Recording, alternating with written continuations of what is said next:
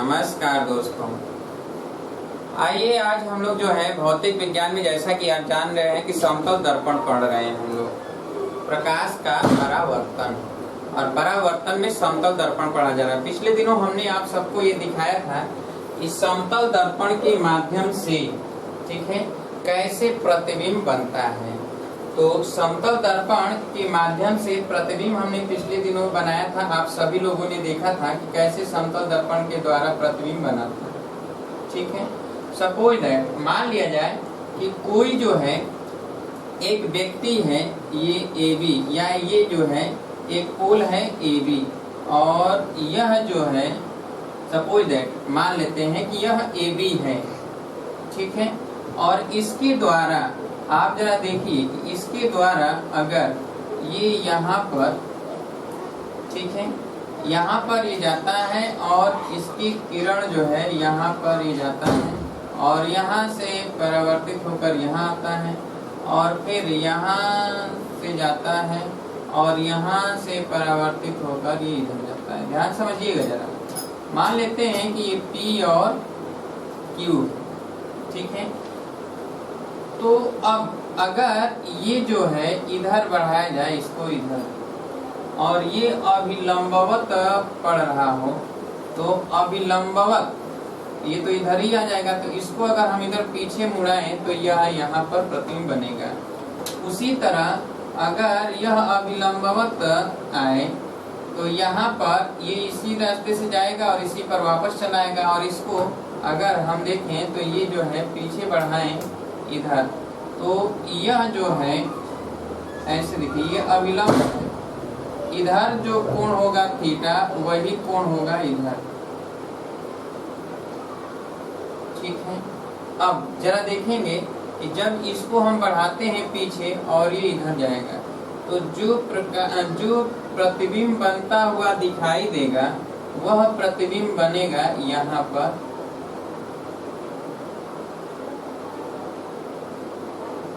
ये यहाँ पर प्रतिबिंब बनेगा। तो A' और B', ठीक है, ये प्रतिबिंब बन रहा है। जरा समझेंगे हम लोग कि यहाँ पे परावर्तन हो रहा है।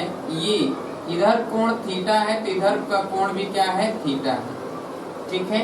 यानी जब हम देखेंगे कि यह जो है इधर जा रहा है सीधे और ये इधर जा रहा है सीधे,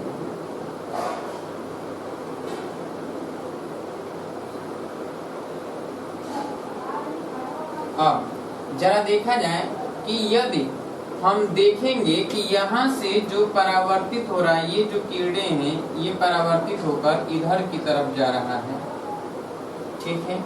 ये जो परावर्तित होकर इधर की तरफ जा रहा है, इधर परावर्तित होकर इसको हम पीछे फैलाते हैं तो इधर आ गया। अब जरा देखा जाए कि यहाँ पर अगर हम इस पर लंब डाल दें, इस पर क्या करें, लंब डाल दें, तो देखिए इधर अगर ये x है तो इधर भी x होगा। ये भी अगर लंब पड़ गया तो इधर अगर y होगा तो इधर भी क्या होगा, y होगा। अब जरा देखिए कि यहाँ से अगर हम इस पर लंब डालें, इस पर बीचों बीच लंब डालें, इसका मतलब ये है कि ऊपर y नीचे x। जो इस वस्तु की लंबाई है पूरा, तो ये 2y + 2x है, 2y + 2x। और इधर की जो लंबाई है, दर्पण की जो लंबाई है वो क्या है, दर्पण की लंबाई x + y है। इसका मतलब 2 कॉमन ले लें तो x + y बराबर ये x + y। इसका मतलब ये है कि ये पूरा वस्तु की लंबाई है, तो ये दर्पण की लंबाई है PQ, यही है PQ। तो PQ है और ये क्या है, AB। तो AB जो है ये देखिए PQ का दूना है, x और y क्या है, तो AB जो है PQ का दूना है, 2PQ। इसका मतलब ये है कि जितना भी वस्तु की लंबाई होगा, अगर ये हम देखें कि वस्तु दर्पण है PQ, तो ये वस्तु हो गया, तो ये PQ/2 लिखेंगे। अब देखिए जैसे वस्तु है PQ अगर लिखा जाए, ये तो PQ है ना, ये क्या है, PQ है, तो ये PQ लिख दिया। यहाँ AB, तो AB ये था ना, ये पूरा का पूरा AB था, तो AB बराबर देखिए यहाँ पर क्या था, ये पूरा का पूरा AB है, ये तो AB है और ये क्या है, ये PQ है। इसको हम लिखेंगे कि ये PQ है और ये AB लिखेंगे, AB। तो जब AB लिखा तो AB बराबर इतना, तो AB बराबर क्या आ गया, ए बी बराबर 2 PQ आ गया, तो PQ बराबर क्या आ गया, AB/2 आ गया। इसका मतलब ये है कि जो समतल दर्पण की लंबाई होना चाहिए वह समतल दर्पण की लंबाई जितनी भी ऊंचाई का या जितनी भी लंबाई का वस्तु होता है उसकी आधी लंबाई के बराबर, कम से कम आधी लंबाई के बराबर होगा, तब जाके वो पूरा का पूरा प्रतिबिंब उसका उस दर्पण के द्वारा देखा जा सकता है। यानी 2 मीटर हाइट हमारी है, तो 2 मीटर अगर हाइट है तो हमें अपना पूरा का पूरा प्रतिबिंब देखने के लिए 1 मीटर हाइट का दर्पण चाहिए। कितने मीटर हाइट का, 1 मीटर हाइट का दर्पण अगर होगा तब जाके हम जो है अपना पूरा प्रतिबिंब देख पाएंगे। इसका मतलब ये है कि इसके बीचों बीच से, यहाँ से अगर देखें तो ये, अगर यहाँ से बीचों बीच से जो परावर्तित होता है, यहाँ से बीचों बीच से ये, तो यहाँ से देखेंगे कि यह जो बढ़ाएंगे तो ये यहाँ का प्रतिबिंब हम देखेंगे और इसका प्रतिबिंब अर्थात ये पैर का भी प्रतिबिंब हम देखेंगे तो यहाँ से दिखाई देगा। अर्थात पूरा का पूरा हम प्रतिबिंब अपना जो है देखेंगे इसमें दर्पण में। तो पूरा दर्पण में अपना प्रतिबिंब देखने के लिए कम से कम दर्पण की हाइट, ऊंचाई कितनी चाहिए, तो मनुष्य की ऊंचाई का आधा। 2 मीटर हाइट का है तो 1 मीटर चाहिए, 80 सेंटीमीटर हाइट का है तो 40 सेंटीमीटर चाहिए। ये होता है मनुष्य के दर्पण के लिए मनुष्य का प्रतिबिंब देखने के लिए आवश्यक दर्पण की हाइट, याद रखिएगा। क्लियर है। तो इसके अतिरिक्त हम और देखेंगे कि जैसे सपोज दैट यदि कोई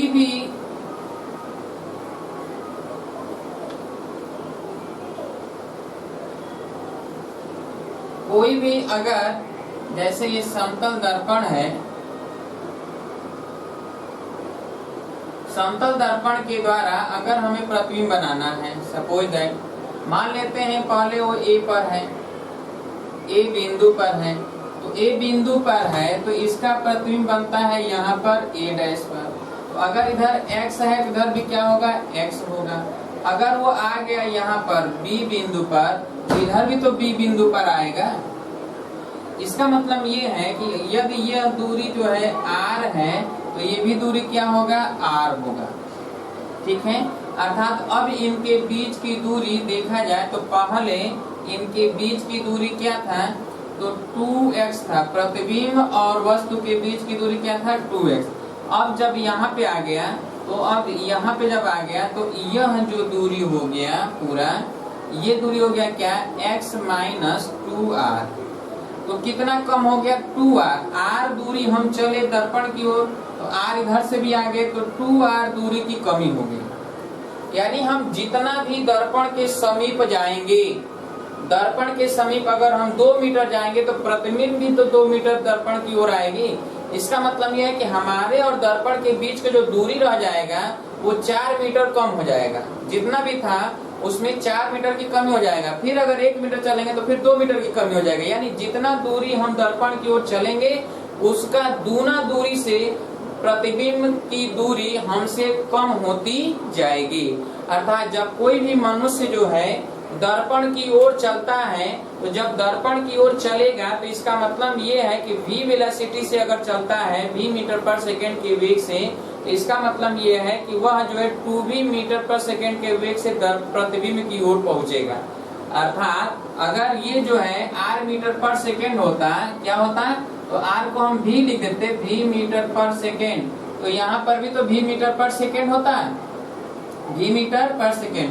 तो यहाँ पर क्या होता है कि चाल अब x - v मीटर पर सेकेंड है, v मीटर पर सेकेंड। इसका मतलब ये 2v मीटर पर सेकेंड। इसका मतलब ये है कि x - 2v मीटर पर सेकेंड, 2v मीटर पर सेकेंड की चाल से कमी हो रहा है।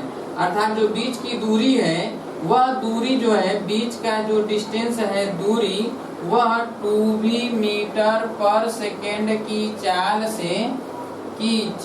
से कम हो रहा है। क्या हो रहा है, कम हो रहा है। याद रखिएगा इसे। ठीक है कि जब कोई भी व्यक्ति v मीटर इधर से चला, v मीटर उधर से, पहले a पर आया, यहाँ b डैश है, तो हम यहाँ पर लिखेंगे क्या, ए डैश बराबर 2x, ठीक है। वस्तुतः प्रतिबिंब के बीच की दूरी अब जो है v मीटर, 1 सेकेंड में v मीटर चलने के बाद 1 सेकेंड में v मीटर दर्पण की ओर चलने के बाद, ठीक है। तो चलने के बाद वस्तु और प्रतिबिंब के बीच की दूरी, तो बीच की दूरी कितना हो जाएगा? तो BB डैश बराबर हो जाएगा 2x माइनस 2v, v इधर से v उधर से, तो 2v, ठीक है। अब यहाँ पर हम देखेंगे कि पहले जो है 2x दूरी है और यहाँ पर 2x दूरी है, दोनों के बीच की दूरी 2x है। तो अर्थात जब व्यक्ति v मीटर पर सेकेंड की चाल से दर्पण की ओर जाता है तो उसे उसका प्रतिबिंब दूनी चाल से उसके ओर आता हुआ प्रतीत होता है,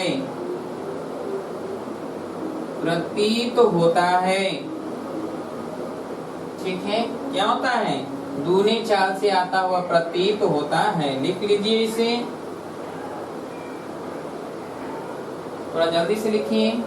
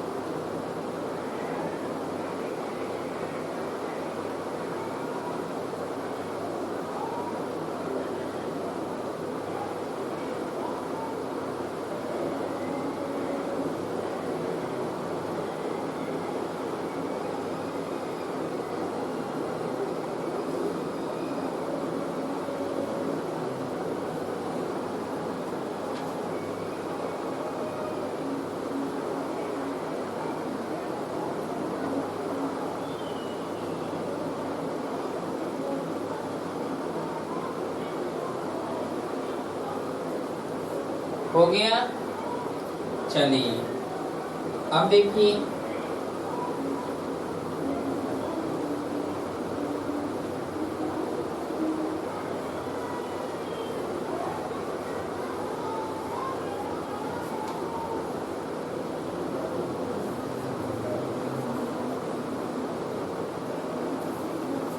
अब देखा जाए, सपोज दैट, अब अगर हम देखेंगे कि जैसे ये समतल दर्पण है, ठीक है, ये समतल दर्पण है, ठीक है, और ये अभिलंब है और यहाँ से प्रकाश की किरणें इधर से आती हैं और इधर से होकर परावर्तित होकर चली जाती है, ठीक है। ये स्वयं जिस रास्ते से आती वही, तो यही अभिलंब हो गया। अब जरा ये देखना है हमें कि यदि इस दर्पण को थीटा कोण घुमा दे, ठीक है, पहले से जरा समझिए कि यह जो कोण है इसके बीच अगर ये थीटा है तो ये भी क्या है, थीटा है। अगर मान लिया जाए कि हमने जो है इस दर्पण को ऐसे घुमा दिया और यह घुमा दिया फाई, ये दर्पण घुमा दिया इस तरह, ठीक है। ये दर्पण घूम गया, दर्पण घूम गया, कितना कोण घुमा है तो फाई कोण घुमा है, या अल्फा कोण मान लेते हैं, अल्फा कोण हमने घुमा दिया। जब अल्फा कोण दर्पण को घुमा दिया तो जो अभिलंब है, अभिलंब भी तो घूम जाएगा। तो अब देखिए अभिलंब जो घूम गया, ये भी घूम गया अल्फा कोण, ये जो है अभिलंब घुमा तो ये भी अल्फा कोण घूम गया, इधर जितना अल्फा है अल्फा इधर भी घूम गया, ऐसे पूरा का पूरा साथ ही घूमेगा। अब जरा देखिए कि जो ये किरणें आ रही थी, इसके और अभिलंब के बीच जो कोण है ये पहले कितना था, थीटा था, अब ये कितना हो गया अल्फा, इधर कितना हो गया alpha minus theta, theta minus alpha, ये हो गया थीटा माइनस अल्फा। क्लियर। अब जरा समझिए कि ये अभिलंब है, तो ये अभिलंब और इसके बीच का जो कोण है ये तो आपतन कोण कहलाएगा ना, ये आपतन कोण कहलाएगा।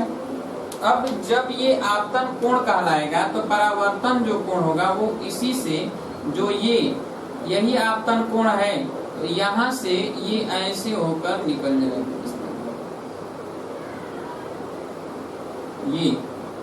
ये परावर्तन कोण है। अब ये कोण, ये यहाँ से ये जो कोण होगा, ये तो जितना इधर है उतना इधर होगा, तो थीटा माइनस अल्फा होगा।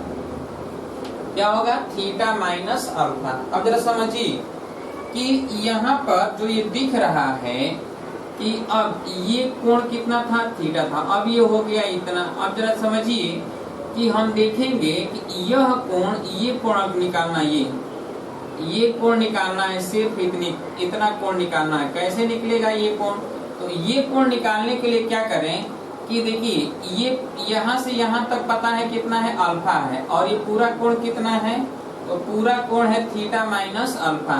तो थीटा माइनस अल्फा में से ये अल्फा घटा दें तो ये वाला कोण निकल जाएगा ना, तो जो ये कोण है ये कोण हो जाएगा theta minus alpha minus alpha. इसका मतलब ये है कि बराबर थीटा माइनस 2 अल्फा हो जाएगा, ठीक है। अब जरा समझिए कि अब हमें ये निकालना है कि यह पूरा कोण, ये पूरा कोण तो थीटा था ना, अब हमको निकालना है कि यह परावर्तित किरण कितना कोण घूम गया, तो ये निकालना है। मान लेते हैं कि ये बीटा है, ठीक है। तो बीटा कैसे निकालेंगे, तो ये थीटा में से ये कोण घटा दे, ये वाला कोण घटा दे इधर, तो थीटा में से इस कोण को घटाएंगे। तो चलिए बीटा बराबर हम लिखेंगे, तो बीटा बराबर लिखेंगे थीटा माइनस ये कोण, तो ये कोण क्या है, theta minus 2 alpha, theta minus 2 alpha. अब देखिए थीटा माइनस और ये लिखेंगे माइनस थीटा प्लस 2 अल्फा बराबर थीटा थीटा कट गया तो 2 अल्फा। अर्थात इसका मतलब ये है कि जब हम किसी भी दर्पण को अल्फा कोण घुमाते हैं तो जो परावर्तित किरण है वो परावर्तित किरण 2 अल्फा कोण दूने कोण से घूम जाती है। अगर हम समतल दर्पण को 30 अंश घुमाएंगे तो परावर्तित किरण 60 अंश घूम जाएगी। अगर हम समतल दर्पण को 20 अंश घुमाएंगे तो परावर्तित किरण जो है 40 अंश घूम जाएगी। अगर समतल दर्पण को 10 अंश घुमाएंगे तो परावर्तित किरण 20 अंश घूम जाएगी। याद रखिएगा इस बात को, क्लियर है। इसे लिख लीजिए, चित्र बना लीजिए, और अगर इसको प्रूव करना है प्रूव भी करा देते हैं हम आप सबको। तो ये दर्पण है PQ, लिख लीजिए ये दर्पण है PQ, और ये M बिंदु है और ये जो है MN है।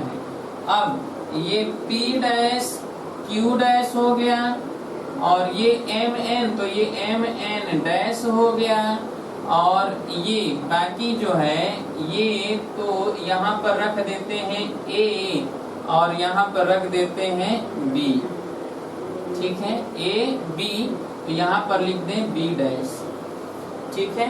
अब चलिए तो हम लोग लिखेंगे क्या, यहाँ पर पूरा लिख लेते हैं, ये पूरा का पूरा आ जाएगा, ठीक है। कि कोण आपतन कोण AMN बराबर कोण NMB बराबर थीटा, ये आपतन और परावर्तन कोण है। आपतन व परावर्तन कोण है, ठीक है। अब चलिए, इसके अतिरिक्त जब कोण यदि दर्पण को अल्फा कोण घुमाया जाए तो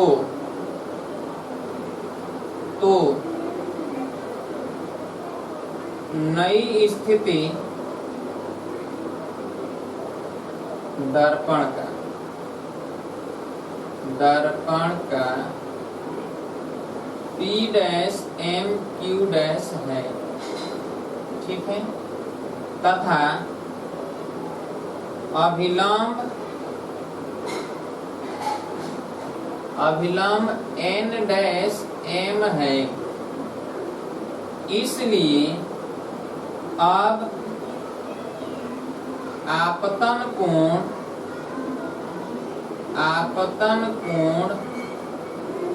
AMN डैश होगा।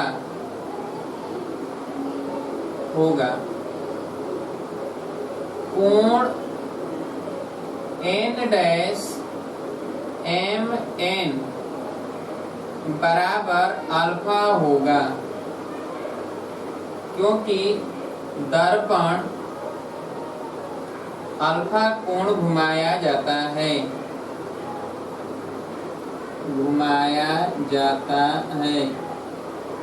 ठीक है। इसलिए आपतन कोण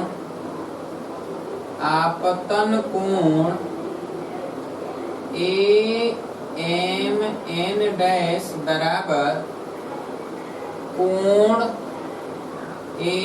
AMN माइनस कोण AM डैश कोण MN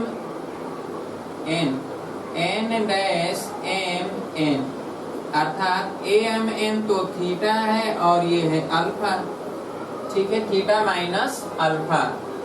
क्लियर। अब परावर्तन कोण नई स्थिति में क्या हो जाएगा, N डैश MB डैश है, तो कोण N डैश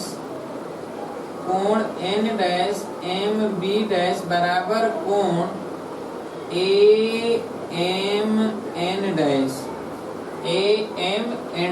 बराबर थीटा माइनस अल्फा होगा, ठीक है। अतः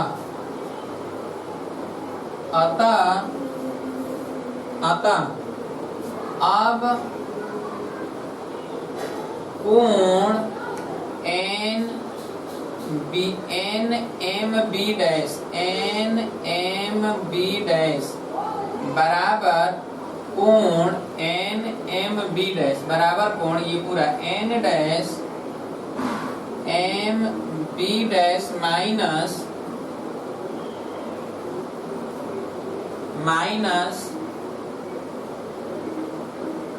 कोण N डैश N, ये पूरा कोण है NMB डैश बराबर ये पूरा कोण N dash MB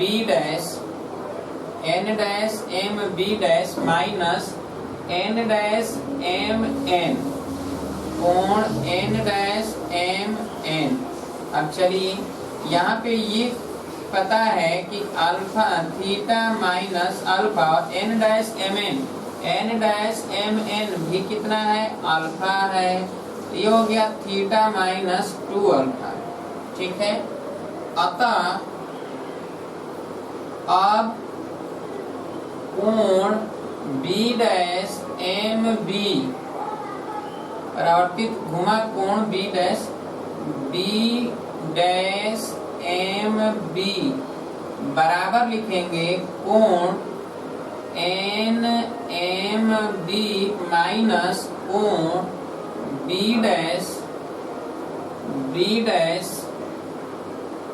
NMN M B dash minus कोण एन एम बी डैश।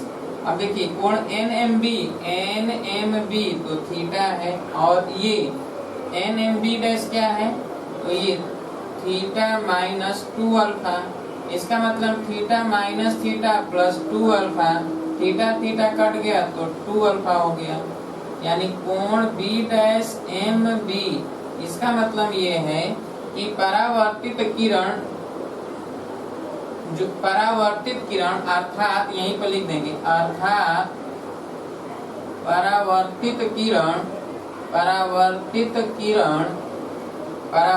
किरण 2 अल्फा कोण घूमेगा। लिख लीजिए इसे पूरा।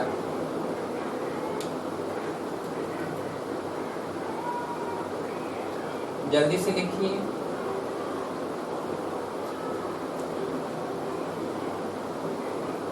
हो गया?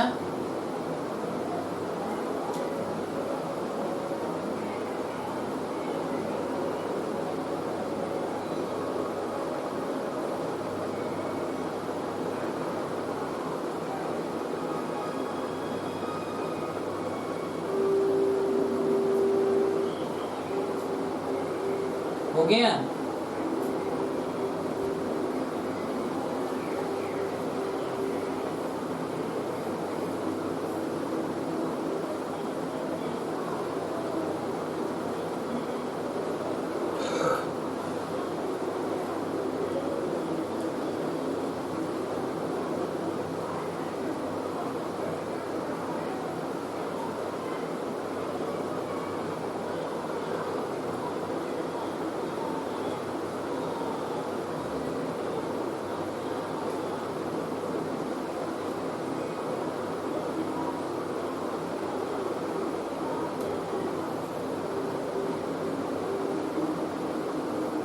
हो गया? चलिए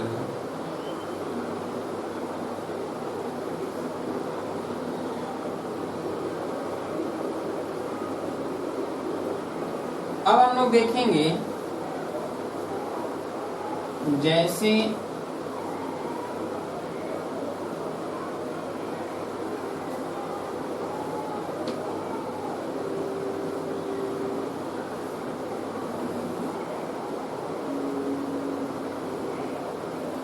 यदि सपोज दैट मान लेते हैं कि आप किसी कमरे में बैठे हैं और कमरे के सेंटर पे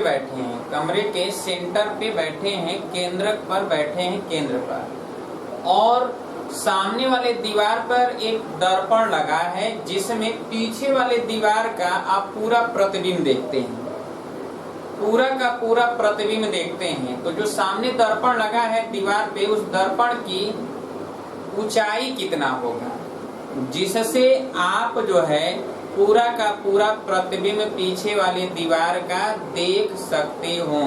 यदि पीछे वाले दीवार की ऊंचाई 6 मीटर हो तो दर्पण की ऊंचाई बताइए कितना होगा, दर्पण की हाइट कितनी होगी, कम से कम, अधिक से अधिक तो पूरा भी हो सकता है, लेकिन कम से कम कितनी हाइट का दर्पण हम लगा दें ताकि पीछे वाले दीवार का पूरा प्रतिबिंब हम सेंटर पर बैठकर देख सकें।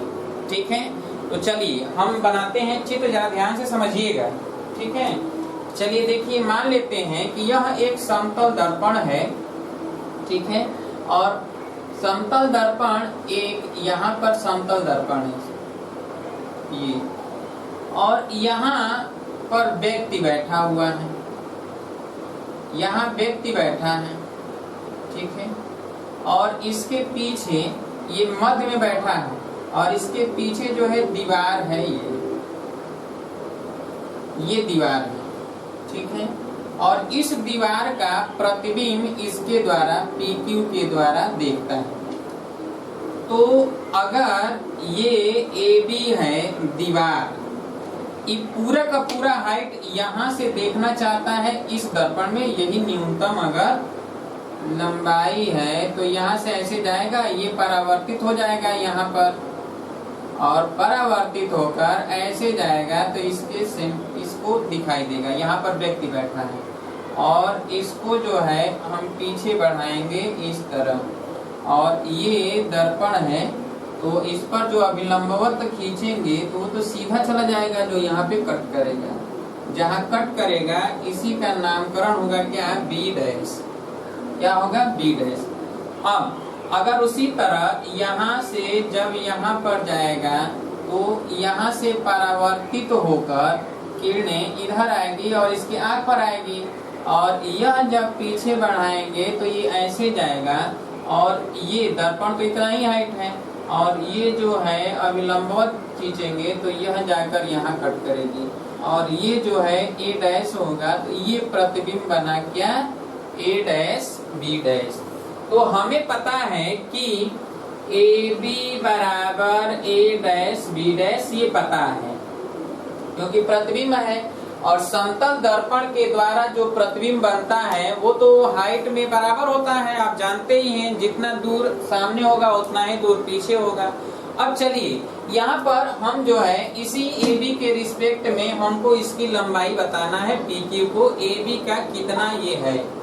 क्लियर, एक चीज हमको केवल पता है, बाकी कुछ भी नहीं पता है। क्या पता है कि जो ये व्यक्ति बैठा हुआ है वह जो है यहाँ से जितनी दूरी पर है, अगर यह जो है इधर x दूरी पर है, इसका मतलब ये सेंटर पर है तो इधर भी x है। केवल यही पता है, बाकी कुछ भी नहीं पता है, हमें कुछ नहीं पता है। सिर्फ यही पता है कि जो व्यक्ति बैठा है वो कहाँ बैठा है, सेंटर में बैठा है, मध्य में बैठा है, और पीछे वाले दीवार का जो है, पीछे वाले दीवार का जो है सामने दर्पण में वो प्रतिबिंब देख रहा है, इमेज देख रहा है। तो कैसे इमेज देखेगा, यही हमें कितनी वो दर्पण की लंबाई होगी ताकि पूरा का पूरा पीछे वाले दीवार का इमेज देख सके, उसी की हम इमेजिंग कर रहे हैं। चलिए यहाँ पर देखिए कि क्या हो रहा है यहाँ पे, कि अब जरा हम लोग देखेंगे कि इसे अगर हम ये बढ़ा दें पूरी लंबाई तक, अगर हम बढ़ा दें यहाँ तक, अगर बढ़ा दें बीचों बीच तक, ठीक है, तो ये मध्य में ही होगा, ठीक है, ये पूरा मध्य में होगा। अब चलिए सपोज दैट मान लिया जाए कि यह जो है ये पूरा, मान ले कि यह कौन सा बिंदु है, ये M है, और यहाँ पर मान लेते हैं ये जो बिंदु है ये N है, ठीक है। चलिए जरा हम देखेंगे कि आप इस चित्र में देखिए कि आपको पता है कि ये पूरा का पूरा यह इसी के बराबर होगा, और यह पूरा का पूरा इसी के बराबर होगा, और ये पूरा हाइट का मध्य बिंदु होगा, मिड पॉइंट होगा। इसका मतलब ये है कि ये पूरा h है, तो ये भी पूरा क्या होगा, h होगा। क्लियर है। जरा हम देखेंगे कि इसका मतलब ये है कि यहाँ पर आप देखिए, ध्यान समझिए, ये भी तो मध्य बिंदु है पी क्यू का, ये पी क्यू का n क्या होगा, मध्य बिंदु होगा, ठीक है। तो हम देखेंगे कि पता है हमें कि n जो है, n पी क्यू का मध्य बिंदु है, मध्य बिंदु है, ठीक है, पी क्यू का मध्य बिंदु है। यहाँ पर m n p q और यहाँ पर r रख दें, क्या ये r है बिंदु, ठीक है। चलिए अब देखिए, तथा m जो है a dash b dash, a dash b dash का मध्य बिंदु है, मध्य बिंदु है, ठीक है। अब हम देखेंगे कि a डैश b डैश मध्य बिंदु है, अतः a डैश m, ठीक है, a डैश m को हम लिखेंगे a डैश b डैश का आधा, या इसी को लिख दें a b का आधा। क्लियर है। अब जरा हम देखेंगे, ये समीकरण एक है, अलग अलग समीकरण हम बनाते जाएंगे, ठीक है। अच्छा, अब हम देखेंगे कि त्रिभुज, चित्र में देखिए, त्रिभुज आर एन पी तथा समरूप त्रिभुज आर एम ए डैश में, ये समरूप त्रिभुज होंगे। समरूप त्रिभुज में संगत भुजाओं का अनुपात, तो चलिए संगत भुजा कौन कौन सा है, तो आर एन, ठीक है, तो R N upon R M बराबर एन पी बटा एम ए डैश, क्या लिखेंगे, एम ए डैश, ठीक है। अब जरा ध्यान समझिएगा, अब यहाँ पर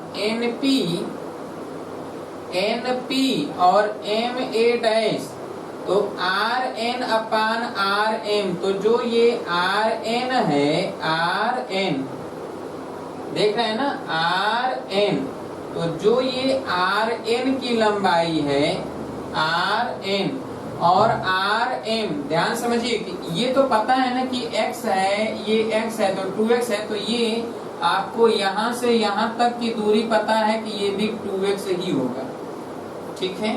तो अब देखिए ये 2x और x 3x हो गया, तो RN कितना है, x है, और RM कितना है, 3x है, ठीक है। NP, तो NP को हम लिख रहे हैं NP अपान MA डैश। अब देखिए MA डैश को लिख रहे हैं MA डैश देखिए MA डैश बराबर AB/2, तो यहाँ लिख रहे हैं AB/2, ठीक है।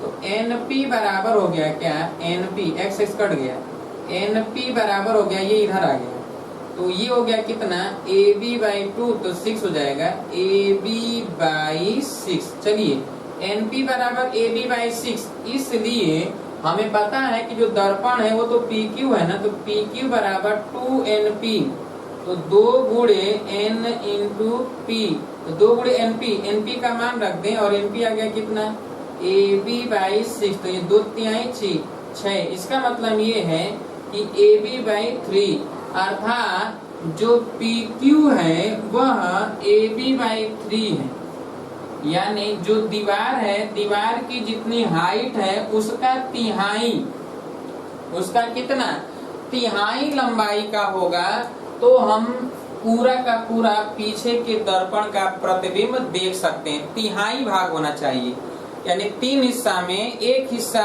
अगर है लंबाई हाइट का, तो हम पूरा का पूरा पीछे वाले दीवार का प्रतिबिंब देखेंगे। इसका मतलब ये है कि पीछे वाले दीवार की हाइट अगर 6 मीटर है, तो सामने वाले दीवार पर अगर 2 मीटर ऊंचाई का दर्पण लगा हो, तो हम ठीक कमरे के मध्य में खड़ा होकर पीछे वाले दीवार का प्रतिबिंब आसानी से देख सकते हैं, आसानी से देख पाएंगे। तो कम से कम जो हाइट होगा दर्पण का वो 1/3 होगा, पीछे वाले दीवार का कितना होगा, 1/3। अगर 30 मीटर लंबाई का है तो कितना चाहिए, 10 मीटर लंबाई का चाहिए। अगर 3 मीटर लंबाई का है तो कई मीटर लंबाई का जो है दर्पण चाहिए, 1 मीटर, यानी हम सिर्फ 3 से क्या करेंगे, डिवाइड कर देंगे। तो सॉल्व कर लीजिए, इसे लिख लीजिए पहले इसको। यदि किसी कमरे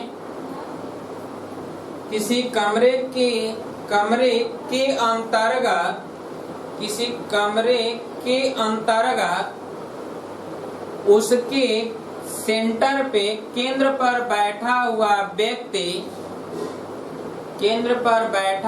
व्यक्ति अपने सामने के दीवार पर लगे दर्पण में पीछे के दीवार का पूरा प्रतिबिंब देखना चाहता हो, तो दर्पण की लंबाई पीछे के दीवार की ऊंचाई का 1/3 कम से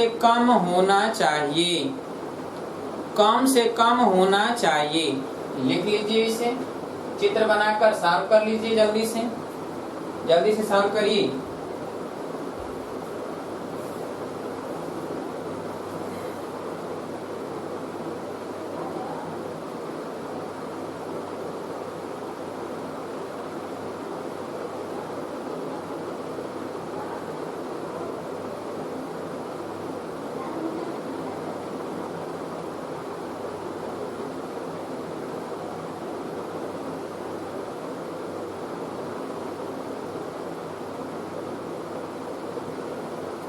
हो गया।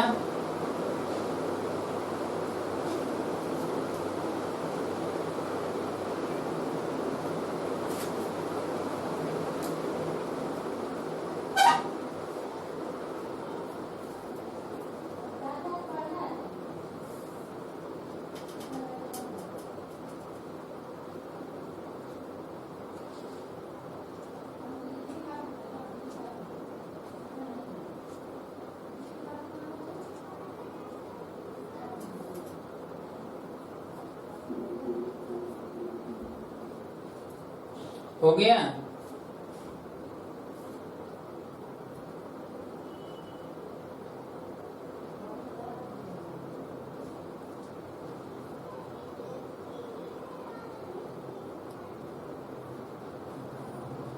चलिए अब तो साल हो जाएगा, कर लेंगे, जरा ध्यान से समझिए।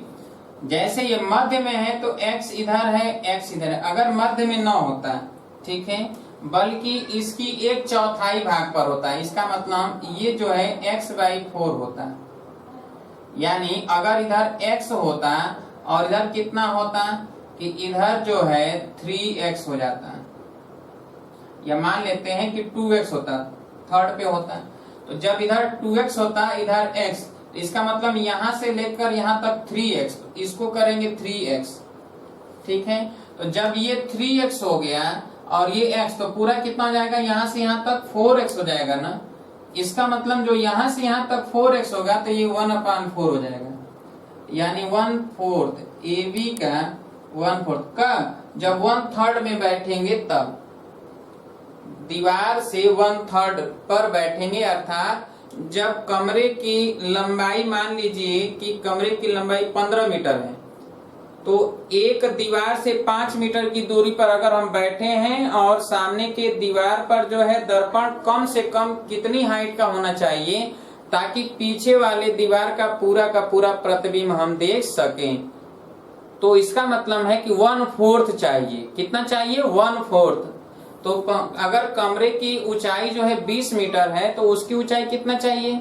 तो कमरे की अगर ऊंचाई 20 मीटर है तो 1/4 यानी 4 से भाग देंगे तो कितना हो जाएगा? 5 मीटर। अर्थात जो दर्पण की ऊंचाई होगा वो 5 मीटर का होगा। या अगर 4 मीटर ऊंचाई कमरा है, दीवार है, तो सामने वाले जो दर्पण लगा होगा वो कितना होना चाहिए?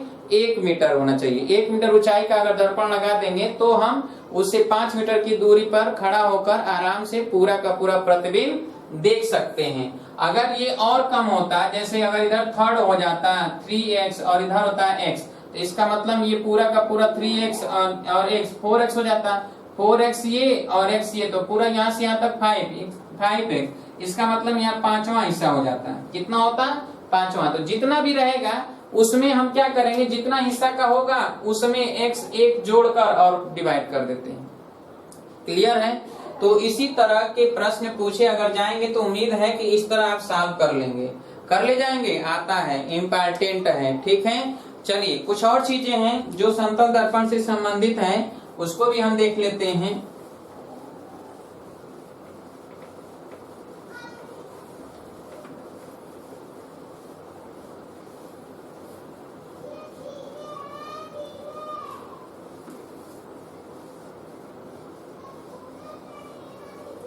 सपोज दैट, मान लिया जाए कि कोई दर्पण है, ठीक है, और 2 दर्पण है। 2 दर्पण है, एक दर्पण ये है, ठीक है, और एक दर्पण ये है। एक दूसरे से थीटा कोण पर झुके हुए हैं इस प्रकार, ठीक है। इस प्रकार झुका हुआ है कि यदि इसके समांतर आने वाली किरणें, अगर इसके समांतर आ रही है किरणें ऐसे, तो वह 3 बार परावर्तित होकर उसी रास्ते से वापस चली जाती है। जिस रास्ते से आई उसी रास्ते से वापस चली गई। तो एक ही रीजन हो सकता है कि देखिए, जब इधर से आया किरणें तो ये आपतित किरण है और ये गया तो इस पर अब परावर्तित होकर गया, इस पर अब लंबवत पड़ेगा, 90 अंश पर पड़ेगा, और जब इस पर लंबे अंश पर पड़ेगा तभी ये इसी रास्ते से फिर वापस जाएगा और पुनः जो है अपने ही मार्ग से वापस चला जाएगा। देखिए कई बार परावर्तित हो रहा है, एक बार यहाँ परावर्तित हुआ और एक बार यहाँ 2 बार परावर्तित हुआ, फिर यहाँ पर 3 बार परावर्तित होकर वो वापस चला गया और उसी रास्ते से, जिस रास्ते से आया था उसी रास्ते से वापस चला गया। तो पूछा जाता है कि दर्पणों के बीच का कोण कितना है? दर्पणों के बीच का कोण कितना है? लिखिए जरा, लिख लीजिए इसे। यदि 2 दो समतल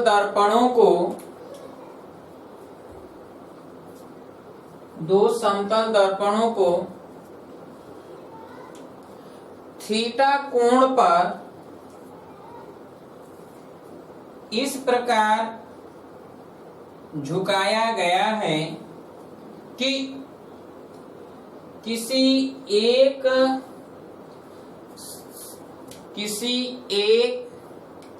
समतल दर्पण के समांतर आने वाली किरणें, समतल दर्पण के समांतर आने वाली किरणें 3 बार परावर्तित होकर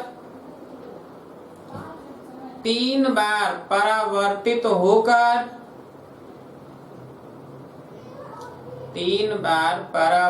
होकर जिस रास्ते से आई उसी रास्ते से वापस चली जाती है। जिस रास्ते से आई उसी रास्ते से वापस चली जाती है।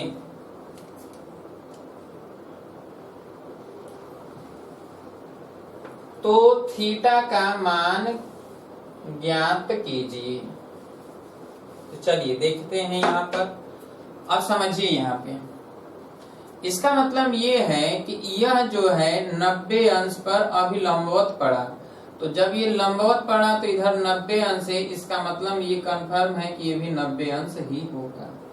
ठीक है। अब चलिए ये अभिलंब है, ये क्या है? अभिलंब है। तो अगर इधर का कोण, ध्यान समझिएगा कि ये कोण अगर फाई है, मान लेते हैं कि ये कोण फाई है, तो ये भी कोण क्या होगा? फाई होगा। तो फाई और फाई मिलकर कितना हो गया? 90 अंश हो गया। अभिलंब है तो इधर आपतन कोण हुआ, ये परावर्तन कोण हुआ, तो कितना हो गया? 90 अंश हो गया। ध्यान समझिएगा। अब मान लेते हैं कि यह जो है P है, यहाँ पर क्या है? M है, और यहाँ पर क्या है? N है, और यहाँ पर क्या है? Q है, और यहाँ पर क्या है? R है। और ये अभिलंब जो है ये मान लिया जाए कि QRS है। ठीक है। तो अब आप देख रहे हैं कि जब ये 90 अंश हो गया तो इसका मतलब फाई प्लस फाई बराबर 90, तो 2 फाई बराबर 90। इसका मतलब फाई बराबर 45 अंश। अब ये पता हो गया कि 45 अंश है ही।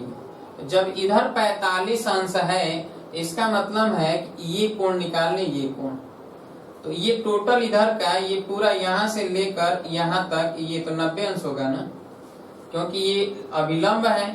तो हम क्या करेंगे कि कोण अगर ज्ञात करें, ये M Q और यहाँ पर S, यहाँ पर मान लिया जाए कि T, यहाँ पर क्या है? T मान लेते हैं। तो अब चलिए यहाँ पर अगर हम इस कोण को निकालें MQT, तो MQT अगर ये अल्फा है तो अल्फा बराबर लिखेंगे 90 माइनस फाई। अच्छा, 90 माइनस 45, जब ये 45 घटा देंगे तो ये 45 ही तो होगा, तो अल्फा 45 हो गया। इसलिए थीटा बराबर निकालेंगे तो 90 माइनस अल्फा, तो 90 माइनस 45 बराबर कितना हो जाएगा? 45 अंश हो जाएगा। क्लियर है? अब इसे ही हमें लिखना है, तो चलिए यहाँ पर लिख लेते हैं। कैसे लिखेंगे? लिखने का ढंग, ठीक है। तो ये दिया गया है कि कोण PMN, कोण PMN बराबर थीटा, ये दिया है। ठीक है। माना, ठीक है, QS अभिलंब है, अभिलंब है P दर्पण PM पर, PM दर्पण पर, ठीक है। तथा आपतन कोण, तथा कोण R क्यू एस बराबर 5। अतः कोण आर क्यू एस बराबर कोण एस क्यू टी, क्योंकि आपतन कोण और परावर्तन कोण बराबर होते हैं। आपतन कोण बराबर परावर्तन कोण, परावर्तन कोण। ठीक है। अब यहाँ पर हमें पता है कि यह फाई है, ये क्या है, फाई है। ठीक है। अच्छा, ये पता है कि चूंकि 3 बार परावर्तित होकर वापस चली जाती है, 3 बार किरण परावर्तित होकर अपने रास्ते से वापस चली जाती है, तो यह एक ही दशा में संभव है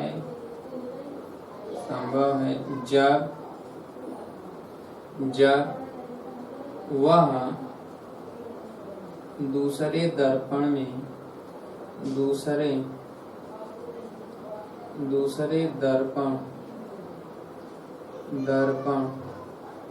पर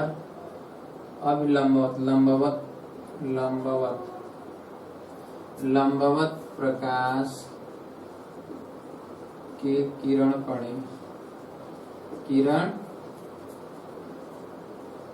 पड़ता है। ठीक है। इसलिए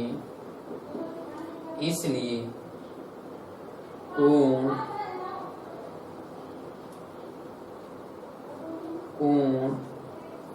क्यू टी एन बराबर होगा 90 अंश तथा क्यू आर समांतर होगा एम एन। ये तो प्रश्न में दिया है। इसलिए कोण टी क्यू आर बराबर 90 अंश होगा। क्यों? क्योंकि संगत कोण बराबर होते हैं। संगत कोण या एकांतर कोण बराबर होते हैं, क्योंकि एकांतर कोण बराबर होते हैं। ठीक है। अब इसलिए कोण टी क्यू आर बराबर 2 फाई, यानी 2 फाई बराबर 90 अंश। दिस इम्प्लाई फाई बराबर 45 अंश। ठीक है। फाई कितना हो गया, 45 अंश।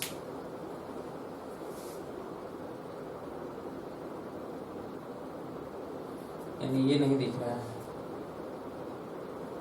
ये दिख रहा है, ये नहीं दिख रहा है, तो ये अब आ जाते हैं यहाँ पे। चलिए, कोण टी क्यू आर बराबर 2 फाई। देखिए ये टी यहाँ पर है, टी क्यू आर, ये पूरा तो फाई, ये फाई है तो 2 फाई, और तथा 2 फाई बराबर 90 अंश, तो फाई बराबर 45 अंश हो गया।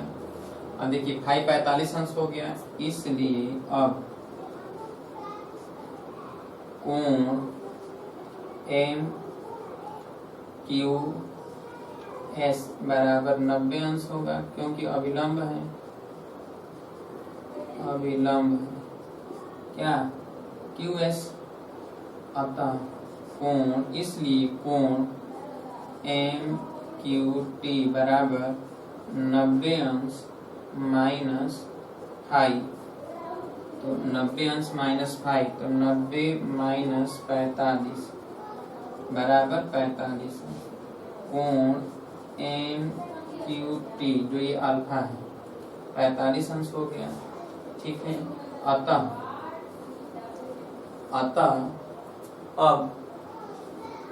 अब कोण एम क्यू एम एन बराबर 90 माइनस कोण एम क्यू टी। तो 90 अंश माइनस 45 अंश बराबर 45 अंश। ठीक है, क्यू एम एन।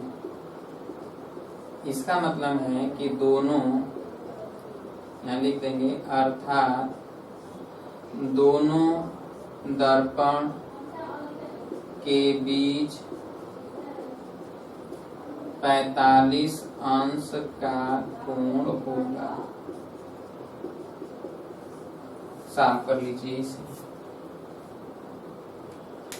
देखिए, देखने में आसान है लेकिन लिखते समय देखिए अब इतना लिखना पड़ा, तब जाके हम समझ पाएंगे ना कि नहीं 45 अंश का कैसे होगा। तो मेन सवाल ये होता है कि आपको नंबर उठाना है, और नंबर उठाने के लिए जब तक आप अच्छी तरह से लिखेंगे नहीं, पूरी की पूरी बात दिखाएंगे नहीं, तब तक आपको नंबर मिलता नहीं है सही ढंग से। इसलिए आपके जो भी न्यूमेरिकल पोर्शन हो या प्रूफ कर रहे हो, तो उसमें कोई भी ऐसा चीज न छोड़ दीजिए जिसमें कि एग्जामिनर को क्यों और कैसे का जवाब समझना पड़े। आप पूरा का पूरा लिखेंगे तो जो भी एग्जामिनर होगा वो देखते ही खुश हो जाएगा, और वो पूरा का पूरा नंबर बिना चाहे दे देगा, बिना चाहे। तो इसलिए पहला काम यही होना चाहिए कि आपको लिखने का ढंग आना चाहिए। किस तरह, देखिए सवाल कितना छोटा था, और देखिए जब लिखने लगे तो कितना बड़ा लिख डाले। और कहीं अगर आप पढ़ेंगे इसको किसी से भी दे देंगे पढ़ने के लिए, तो पढ़कर हमें उम्मीद है कि समझ जाएगा कि नहीं ये कैसे हो रहा है। तो लिख लीजिए जरा जल्दी से।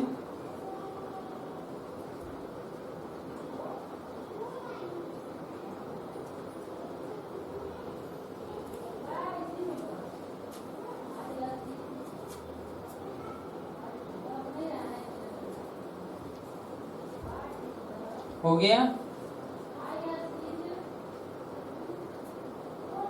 आराम से रुक कर लिख लीजिए इसको, लिख कर आगे निकलिएगा। ठीक है, चलिए हटा दें हम।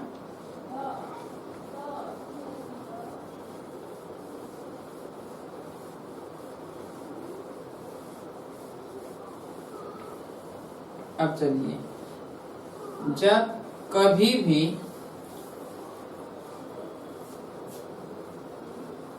दो दर्पण हो और उनके बीच कोई वस्तु रख दिया जाए तो उनके द्वारा बने प्रतिबिंबों की संख्या निकाला जाए। ठीक है, तो कैसे आप प्रतिबिंबों की संख्या निकालेंगे? तो प्रतिबिंबों की संख्या, ठीक है, जरा हम देख लेते हैं प्रतिबिंबों की संख्या जो निकाला जाता है उसके लिए, कि प्रतिबिंबों की संख्या n बराबर होता है 360 बाई, ठीक है, थीटा। यही फार्मूला होता है।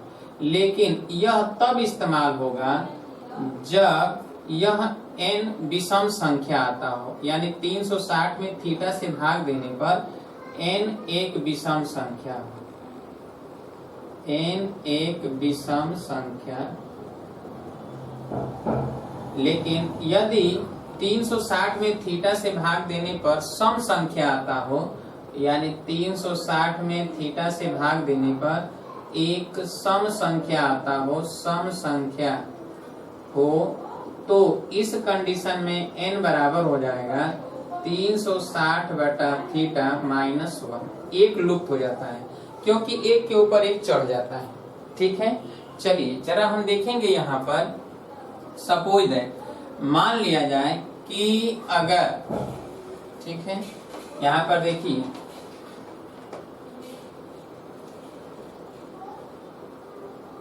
यदि यहाँ पर प्रतिबिंब बनता हो,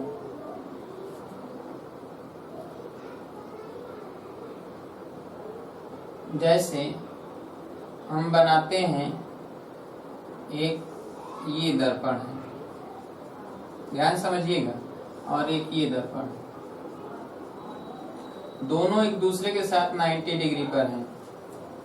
ठीक है, अब यहाँ पर एक वस्तु है P। चलिए तो हम करेंगे क्या कि इसके द्वारा, इस दर्पण के द्वारा, इस दर्पण का इसमें प्रतिबिंब बनेगा।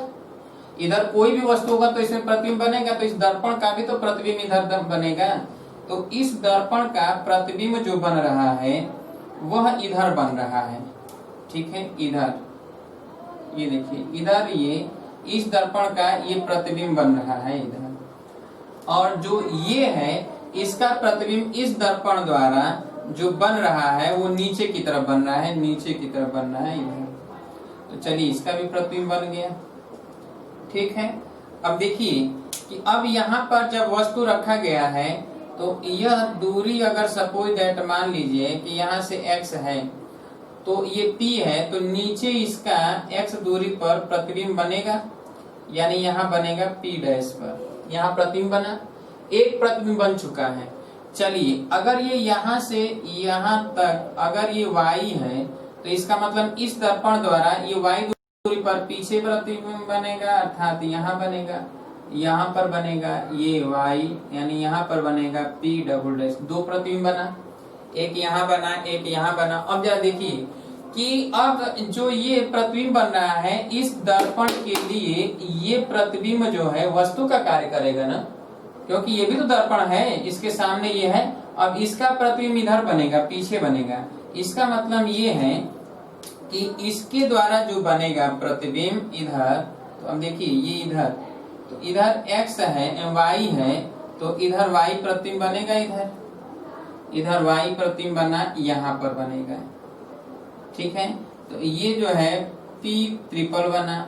अब ध्यान समझिएगा, अब जरा हम देखेंगे कि जो ये दर्पण है, ये दर्पण, अब इसके सामने वस्तु ये है, तो ये भी तो इसके सामने है, तो प्रतिबिंब है इसका, लेकिन इसके लिए ये वस्तु का कार्य करेगा, तो इसका प्रतिबिंब नीचे बनेगा।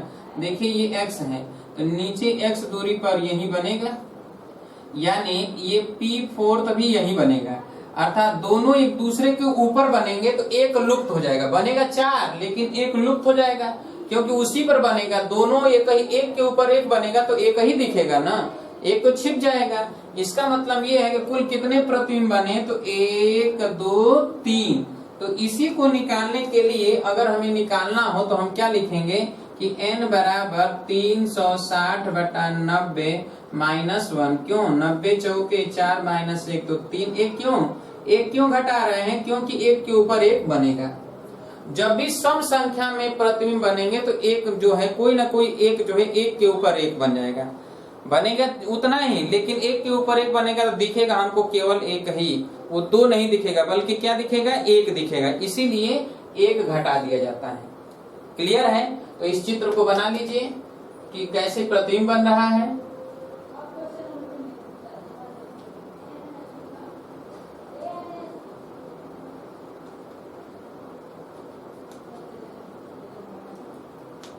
बना लीजिए इसको, यहाँ पर O कर दीजिए, यहाँ पर M कर दीजिए, तो इधर M डैश कर दीजिए, यहाँ N कर दीजिए, तो इधर N डैश कर दीजिए। जल्दी से बनाइए।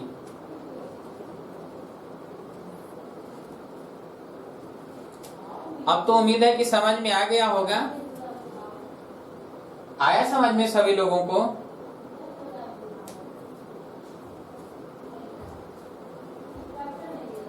हो गया? बना लिए? चलिए एक और हम बना देते हैं। जब दो दर्पण हो और एक दूसरे से 120 अंश के कोण पर हो, क्या हो?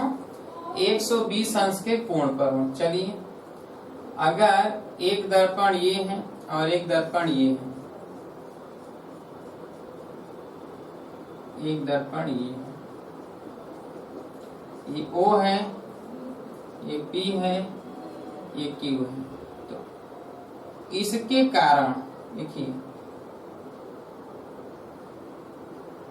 ये ऐसे है, इसमें जो है जो दिखाई देगा इसमें, तो ये इधर की तरफ, तो इसमें इधर की तरफ प्रतिबिंब बनेगा।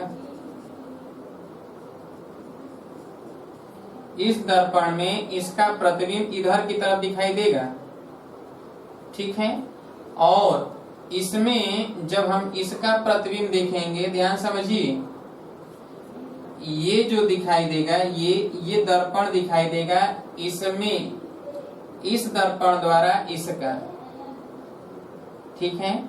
और अगर हम इसके द्वारा देखेंगे तो हम इसका भी प्रतिबिंब देखेंगे तो यही दिखाई देगा, यही दिखाई देगा।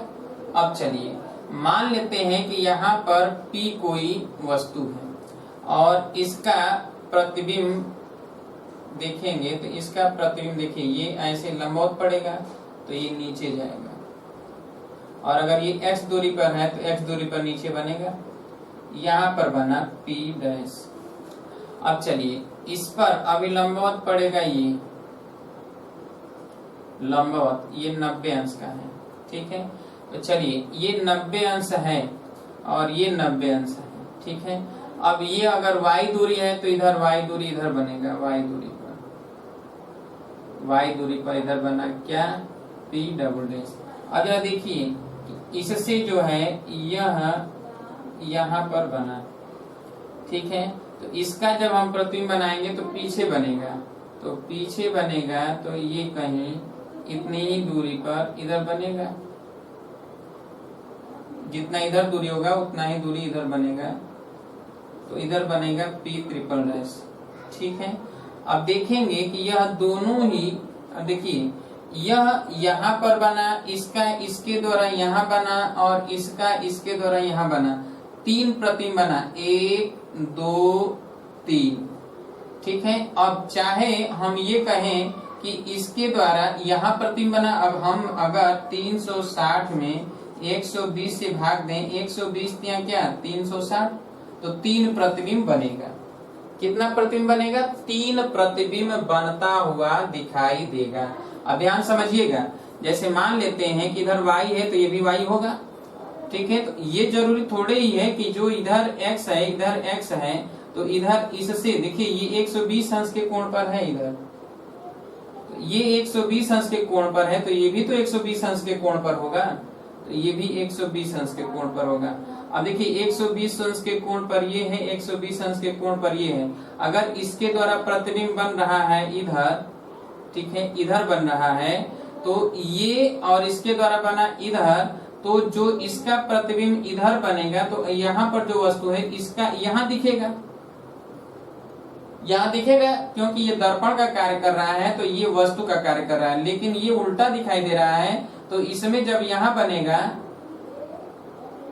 क्लियर, जब यहाँ पर बनेगा तो इसका अलग दिखाई देगा और इसका अलग दिखाई देगा। देखिए यहाँ का यहाँ बन रहा है और यहाँ का इसके द्वारा यहाँ बन रहा है, दोनों ही अलग अलग चीजें बन रहे हैं, और इसीलिए इसमें 3 जगह प्रतिबिंब दिखाई देता है, 3 ही इसमें भी दिखाई देगा।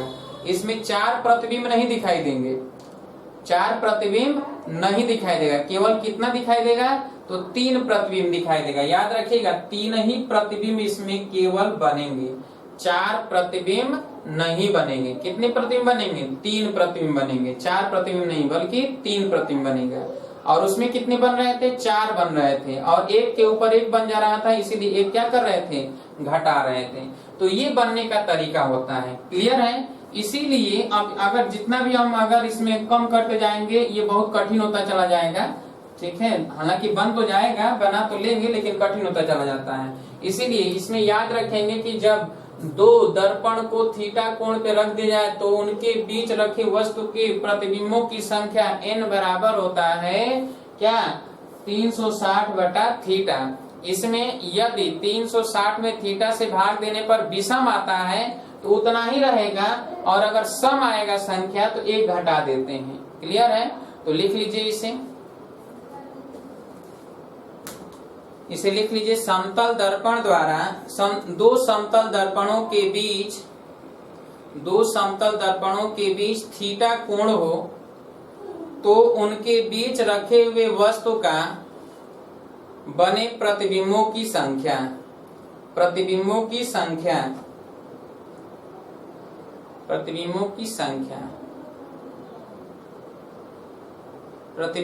संख्या लाइन छोड़िए, n बराबर 360 बटा थीटा होता है, 360 बटा थीटा होता है।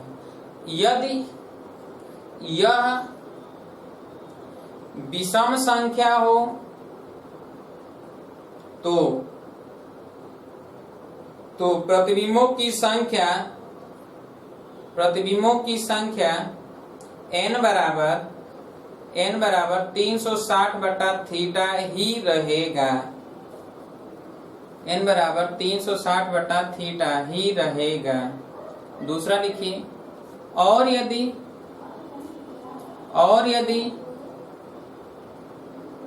360 में थीटा से भाग देने पर सम संख्या प्राप्त हो तो n बराबर,